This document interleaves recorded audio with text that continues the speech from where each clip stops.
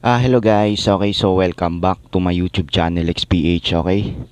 So for today's video guys, so ituturo ko sa inyo ngayon to guys kung paano ba kayo madaling mag-register dun sa promo ng Smart, which is yung Giga 99 promo nila na merong 16 GB sa loob ng 7 days, no? Okay? So ngayon guys, kung mag-register kayo sa Smart, punta po kayo sa dialer nyo. I-dial nyo po guys asterisk 123 hash, and then sa SIM to tayo. So naka SIM to yung talk and text, okay? So hanapin nyo po dito guys yung 3 giga. So dito tayo sa number 3. Send natin, okay? So pagka-click nyo po ng number 3, makikita nyo na dito guys yung get 1 GB storage araw-araw. Okay? So sa number 1, ito yung 3 days nila na meron lang 1 GB per day, no? Okay? So itong number 1 kasi ito guys, itong sa 50, ang inclusions nito 1 GB lang siya, no, per day na magagamit mo sa TikTok, IG, FB, Twitter, no? Okay? So ang total niyan is nasa 3 GB lang plus 1 GB sa loob ng 3 days. So itong 50 nila na stories guys, meron ka lang 4 GB sa loob ng 3 days, no? So ngayon, kung sa Giga 99 ka naman guys, dito po kayo sa number 2, no? Okay? Okay, so dito naman sa Giga 99 guys, or stories 99 nya, dito sa dialer makikita nyo na 1 GB stories araw-araw lang po siya, no? Na magagamit mo guys sa TikTok, IG, FB, Twitter, no? Okay? So a total lang na meron kang 9 GB sa 7 days. Okay? So ngayon, punta tayo ngayon guys sa Giga Life app. Okay? So i-download nyo muna to sa Play Store guys, Giga Life app. Search nyo lang po. Okay?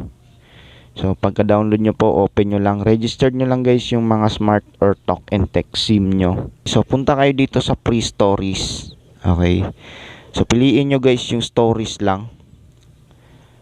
So sa 3 days nya dito, 2 GB storage, no? So kung mapapansin nyo dito guys, 2 GB storage araw-araw po siya. Okay?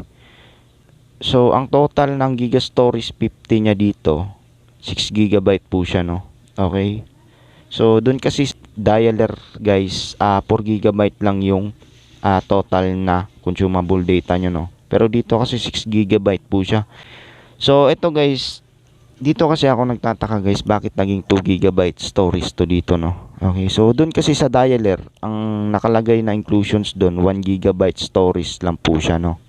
Okay, na yung yung per day niya is 1 GB lang po siya doon. Pero dito guys, 2 GB storage araw-araw po siya, no? So yung kabuuang data nito sa loob ng 7 days, itong 2 GB na to, meron kang 14 GB. And plus 2 GB na data allocation, kaya naging 16 GB, no? Okay, i-try nyo po dito guys, kasi hindi ako sure guys kung may error yung Giga Life app na to, kasi napansin ko lang guys dito kasi 2 GB yung per day nya, habang dun sa dialer naman 1 GB lang po yung per day nya.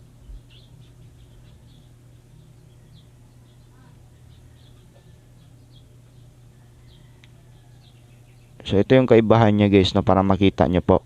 Okay, so number 2 tayo.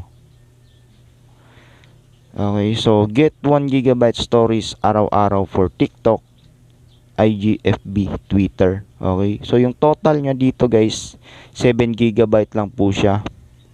And meron ka lang 9 GB plus yung 2 GB data allocation, no.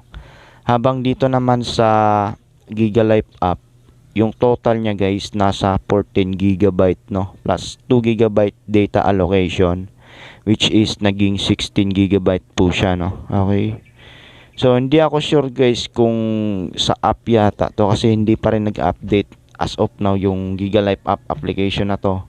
So much better guys na dito muna kayo sa dialer guys, kasi hindi pa nag-update po yung application na Giga Life app. So antayin na lang natin, no? Okay?